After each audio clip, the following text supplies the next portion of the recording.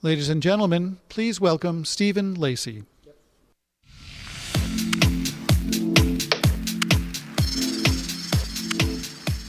Good afternoon, everyone, and welcome. We're so pleased that all of you are here, and on behalf of the Board of Directors, the team at the MPA, welcome to the American Magazine Media Conference, or as we like to call it, AMMC, Next Up. In a moment, I'll turn the stage over to Time Inc.'s Chairman and CEO, Joe Ripp, who has served as this year's conference chair, to talk about what we all have to expect over the next couple days. Great ideas, inspiration, networking strategies that we can take back and help our businesses grow. We'll also have some time to roll up our sleeves and get into some breakout sessions where some of the best practitioners in the business will offer up tactics and solutions for all of us. It's been a great year for our industry, and I certainly want to thank the MPA for leadership in harnessing our collective voices, muscling and advocate for us in Washington, D.C., and at the state level, on Wall Street, on Madison Avenue, in Silicon Valley. We're grateful to the MPA for that leadership. But before we go into the formal programming, let's take a minute or two and do a quick recap on 2015. In September of 2015, we marked the Magazine Media 360 Brand Audience Report 1-year anniversary. And as an industry, we delivered an average of 9.3% year-over-year growth in total audience. By credibly and consistently capturing consumer demand across multiple platforms, Magazine Media 360 has demonstrated to the press, to the agencies, and our marketers that magazine media serves as a vital source of news, of inspiration, and of course, entertainment. Today, the monthly measurement covers 140 individual brands from 33 member companies, and that represents about 95% of our total consumer audience. I'm also pleased to report that 85% of the advertising agencies who receive that monthly report are using it to inform their media mix allocations and their decision making.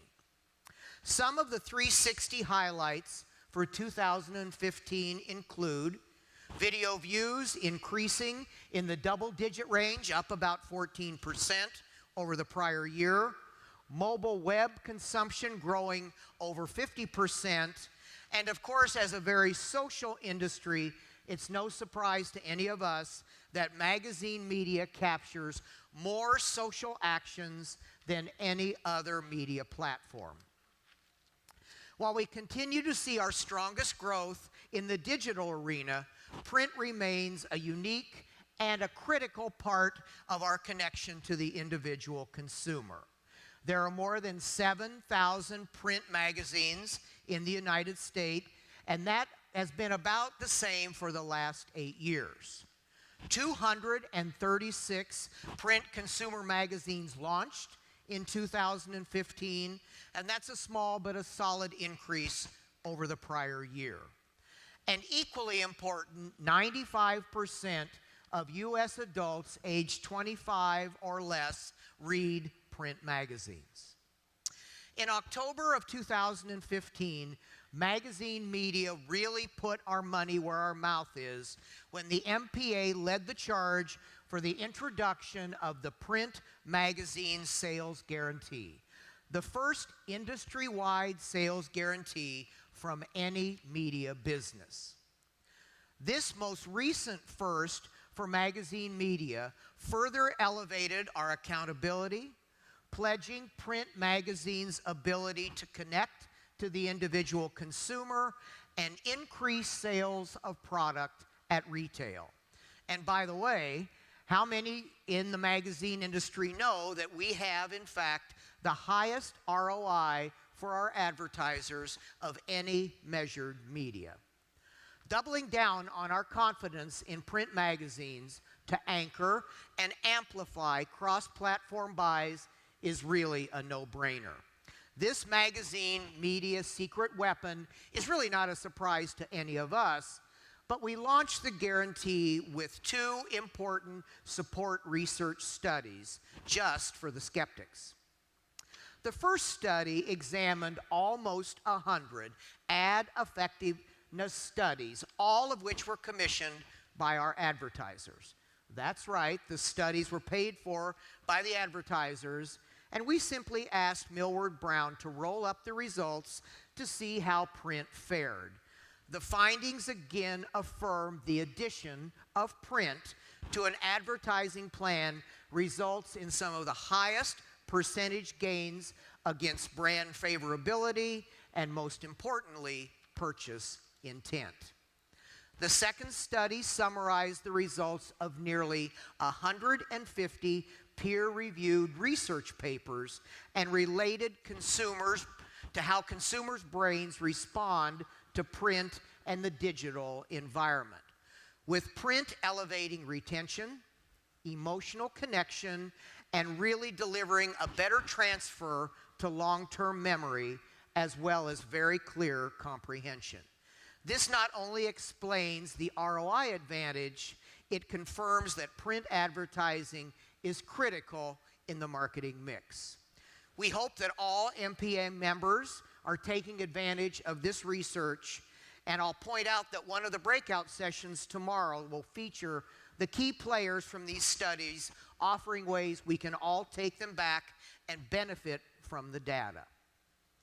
In 2015 in Washington, the MPA continued its work to keep postal rates affordable, and importantly is getting very close to bringing the multi-year litigation over the 2013 exigency postal increase to a successful conclusion for the industry.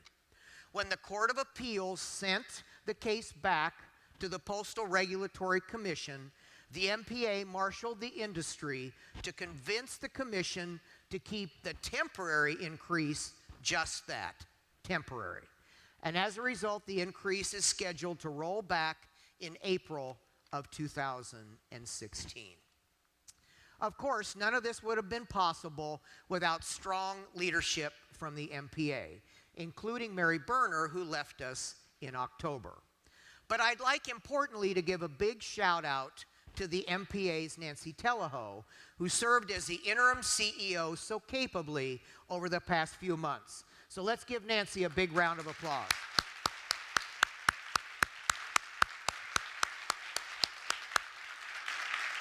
And now I'm delighted to introduce to you the MPA's new president and CEO, who will be building on the programs I just mentioned and developing new ways to amplify our voice in the marketplace. And there couldn't be a more perfect person for the job. Linda Thomas Brooks has spent her career at the intersection of media, consumer behavior, and technology. She's developed media and marketing strategies for brands and companies from General Motors to Geico to the American Cancer Society, Johnson & Johnson, Kaiser Permanente, and Experian. She has great experience serving businesses and consumers across a range of disciplines and capability, including digital and emerging media, data and analytics, media strategy, and of course, client and agency level media buying and planning. I can't tell you how delighted we are to have her talent, insight, and energy leading the MPA. Join me in welcoming Linda to the podium.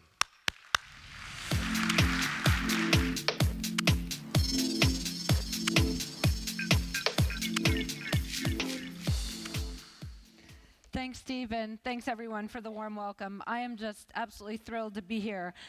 I love magazine media. And I'm just like those people that you saw in the video, except that I'm scripted and they were not. Seriously, those people were not scripted. But you can tell the passion that they had for the business, and I love magazine media for a lot of the same reasons that the people in the video love their magazine media. You speak to them, you help them, you guide them, and you provide them the best of the best. Your writers and editors do the heavy lifting and give them the information they want in the ways and places that they want it. And as a consumer, I love that. And as somebody who's spent my career planning and buying and making advertising decisions, I understand the value of that to advertisers. That passion that I have for your business is why I'm standing here today. And after spending so much of my time in the past few years focused on the tech and data side of the business, I have to say that it's really fun to be back among the cool kids. And I'm saying cool kids not just because you've been so welcoming and gracious to me these past few weeks. I'm literally on week 3. But you have been, and I'm overwhelmed and thankful for that. I say cool kids not just because you are better and more fully dressed than many rooms I've been in recent years, although you most certainly are.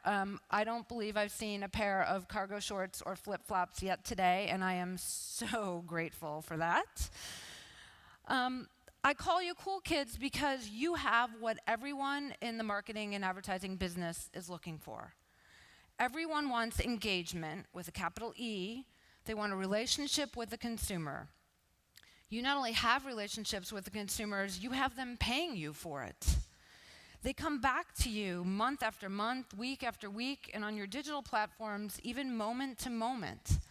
That is engagement. Everyone wants top influencers who have amassed a huge following already.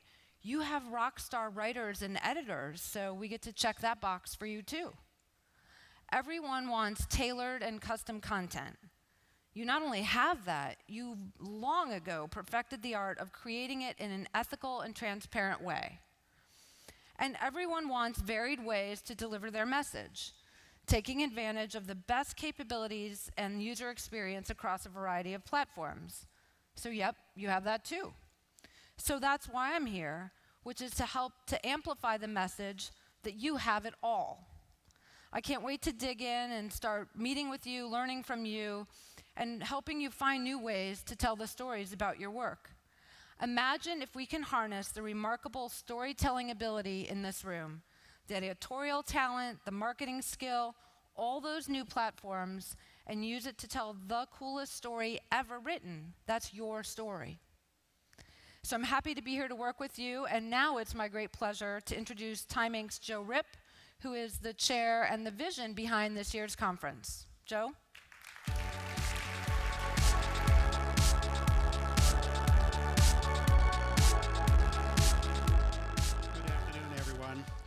I also want to congratulate and welcome Linda as our new MPA president. Linda's wisdom, her vast experience on the media side and in Washington, and her advocacy makes us very fortunate to have her in this new role, particularly as we transform our industry.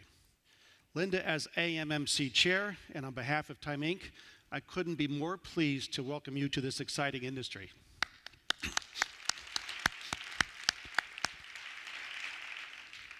We are a business in transition.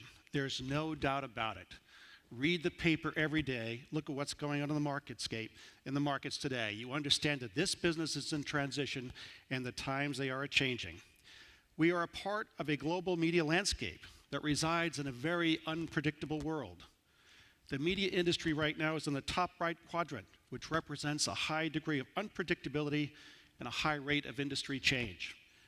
In the last decade, it was so much easier. In fact, we were a little sleepy. Nothing changed that much.